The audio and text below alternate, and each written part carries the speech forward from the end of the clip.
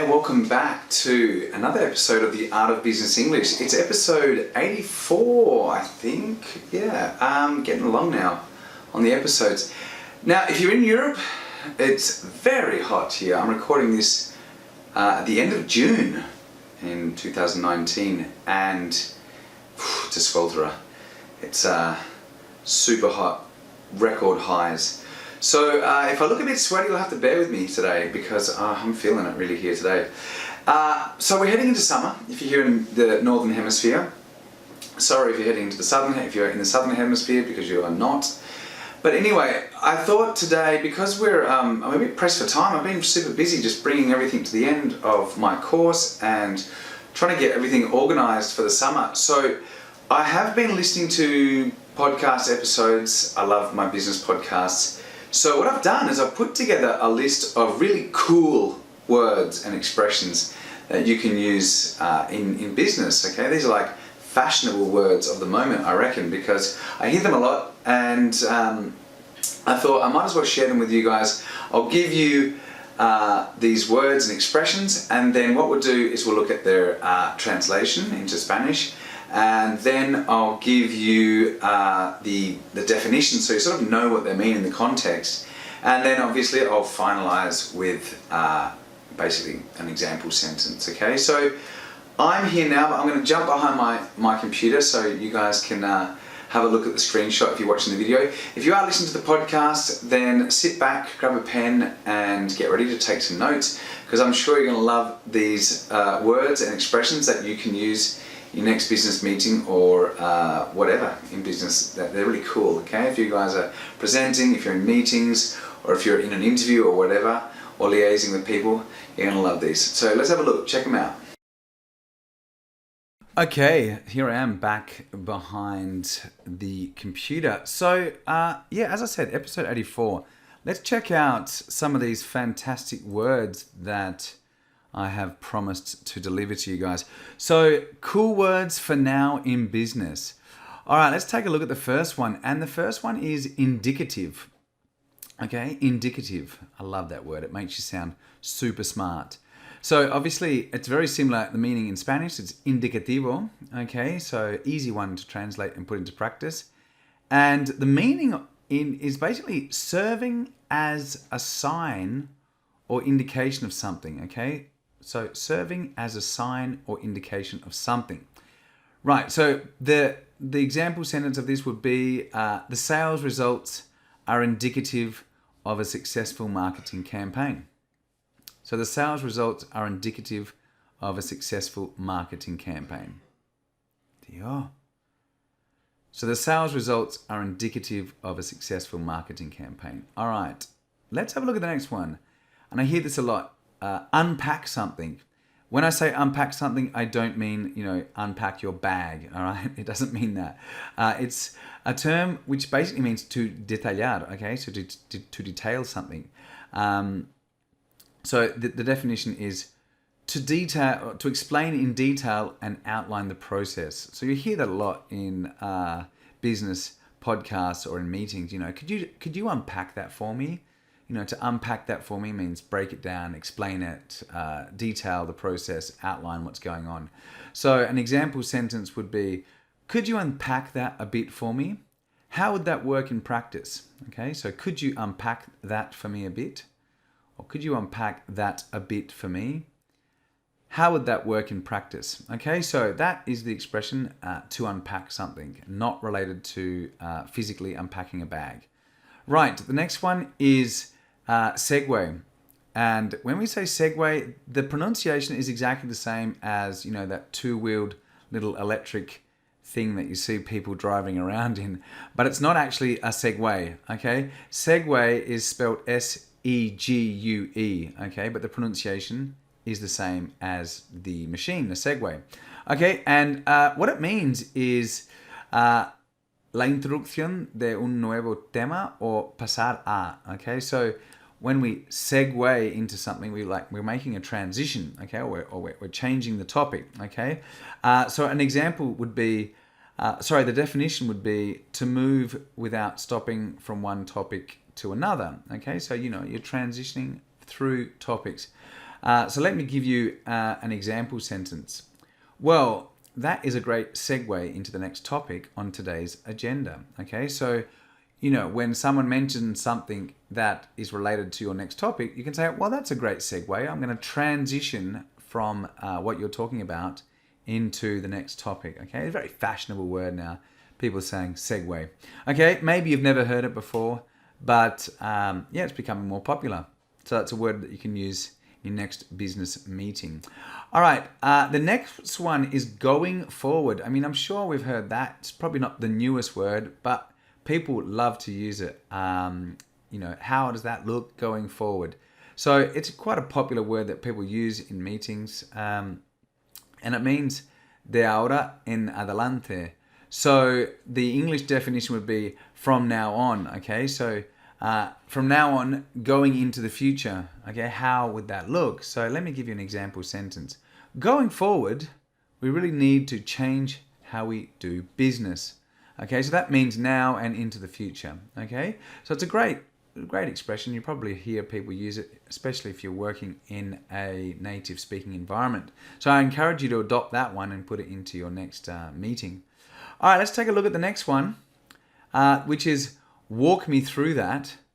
Okay, walk me through that. Okay, so if you want someone to walk you through something, it means, they outline the process for you. So the translation would be explícamelo. Okay, so explain that to me, explain me the process, explain what's going on. So really, quite simply, the definition is explain something to someone step by step. Okay, so you're detailing or outlining the process step by step. Okay, so if you really want someone to clarify something, you would say, okay, could you just clarify that, or could you just walk me through that?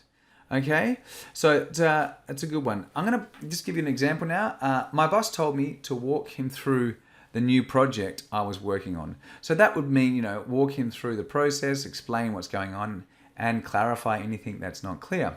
Okay, simple, but a great and very common expression that you may hear in business. All right, let's look at the next one. To stick it out. Okay, it's a phrasal verb to stick something out or stick it out. And basically it means aguantar hasta el final. Okay, so, if you stick something out, maybe you're not having much success, but despite these challenges, you stick it out until the end. So let's have a look at the English definition. It is to continue to the end of a difficult or unpleasant situation. Okay, so let me show you with an example. Last trimester was difficult, but we stuck it out and the sales have never been better. Okay, so that's an example of sticking it out even though you're faced with some difficulties. Okay, all right, let's go and look at the next one, which is to be cut out for. To be cut out for. Not related in any way to cutting, okay, and it's not at all related to cutting out something. It basically means estar hecho para, okay, estar hecho para. All right, so in English, the definition would be have exactly the right qualities for a particular role or job, okay? So if you're cut out for something, you're a good candidate, you've got the correct qualities or characteristics, and you're perfect for the job. If you're not cut out for something, then you obviously don't have the right characteristics or abilities to do that job. So let's look at an example sentence. James is not cut out for this job. We will have to let him go. Okay, so James doesn't have the qualities that are required for the job, and therefore he will be fired. All right, let's have a look at the next one, which is to come to mind. Okay, to come to mind. Okay, that basically means, an idea or something comes into your mind. And in the Spanish translation would be venir a la mente. Okay, so in English we would define that as a thought that occurs to someone. Okay, so something that comes to mind would be like an idea that pops into your head during a meeting or discussion, or when you're coming up with ideas for things. So let me show you with an example sentence. This idea came to my mind while I was looking over the project, and now it has proven efficient. Okay, so something that pops into your head when you're examining something or thinking of other ideas. Okay, next one is to be true of. So to be true of, to be true of. And it basically, the translation for this one is ser cierto también de. Okay, so ser cierto también de. And the English definition is in accordance with fact or reality. So in accordance with fact or reality. And an example sentence to put it into context, our department did very well last quarter. And as this is also true of other departments, the company will be paying bonuses. Okay, so this is fact, reality. All right, it is true of something. So another nice sentence or expression that you can use in business. Okay, let's take a look at the next one. A high achiever. High achiever. So obviously it's pretty self-explanatory, someone who achieves at a high level. So the translation would be alguien que da el 100%. So alguien que da el 100%. I don't even know if I can speak Spanish now. Alguien que da el 100%. And then a definition in English would be a person who achieves more than the average person in their work. In this context is work, but it could be a high achiever in other aspects of life. If you're a sports person, you could be a high achiever. Okay, so an example sentence of this would be Susan is a high achiever. That's why she's always making so much in commissions. Okay. All right, let's take a look at the next one, which is to instill in. To instill in. Okay, so to instill in, basically the translation is inculcar. Okay, inculcar in Spanish. And the definition in English is to put a feeling, idea, or principle gradually into someone's mind so that it has a strong influence on the way that person thinks or behaves. Okay, quite a long definition. But we want to instill things in the ideas of our customers or our suppliers or our employees to make them work a specific way or think a specific way. So an example sentence of that would be, as the boss, she has to instill confidence and respect in her employees. Okay, so she has to inculcar this respect and confidence in the minds of her employees. Okay, let's continue and look at the next one, which is to circle back. I like this. Circle back is great for going back to revisit a topic or an issue that was discussed. So the definition in Spanish would be retomar or volver. So retomar or volver. And basically the English definition is return to the subject or place you were before. Okay, so really good for clarifying things in meetings. And I'll just give you an example sentence.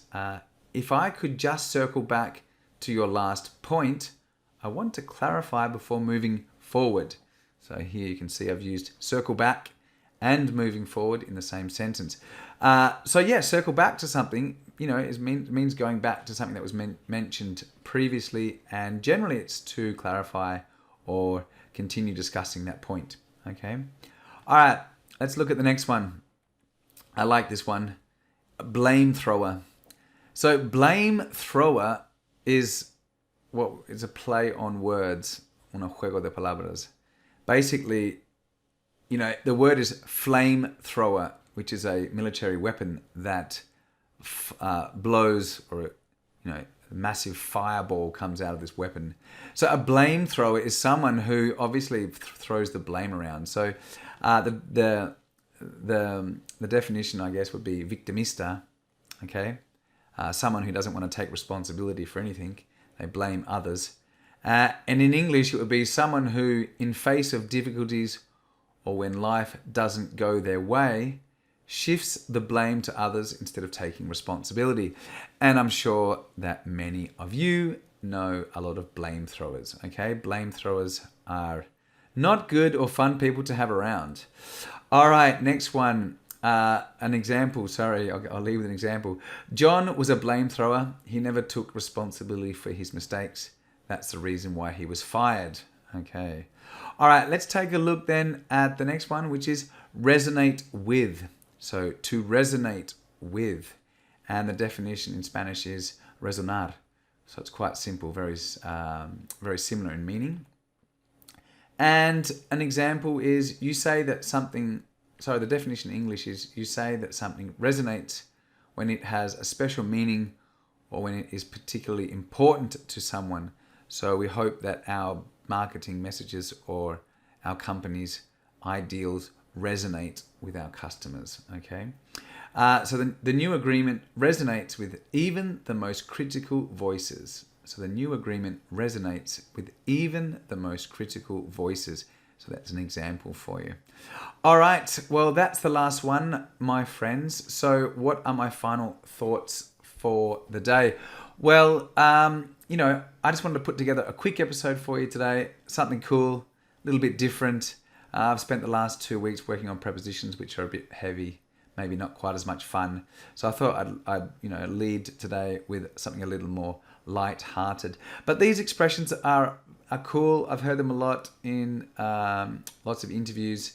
They're used by native people all the time, and you know I reckon they help you sound a little bit more polished, a bit more businessy. So if you can grab a couple of those and put them into your next meeting or whatever, I'm sure you'll feel special and really cool using them. Well, that's about it for me, people. I am going to be releasing some interesting news for you next week. I've got some ideas for the summer. So stay tuned for that. I'm sure you're going to be all very excited to hear what I have been thinking and planning for you all. And apart from that, I mean, have a great week. I hope that if you are in the Northern Hemisphere, you're enjoying the start to summer and you're not baking too much. And yeah, really, that's about it for me. I don't really have much more to say today. I don't know why, but it's been a pleasure this year having you guys here. And I know if you've found any of my material useful, then send me a comment or email me this summer. I've got time to work on some extra things, so be more than happy as always to help put things together and answer any of your burning questions. So that's it then. I'm gonna go. I'm gonna run off and put this together and get cracking for the summer. I'm gonna jump in the pool or something like that. Sounds like a good idea today. So everyone, have a great week. Have a great weekend. Sorry this episode's come out so late today, but yeah, had a crazy busy week. And yeah, stay tuned for next week. I've got a few ideas and a few things to share with you. Okay? Have a good one. Take care. Bye for now.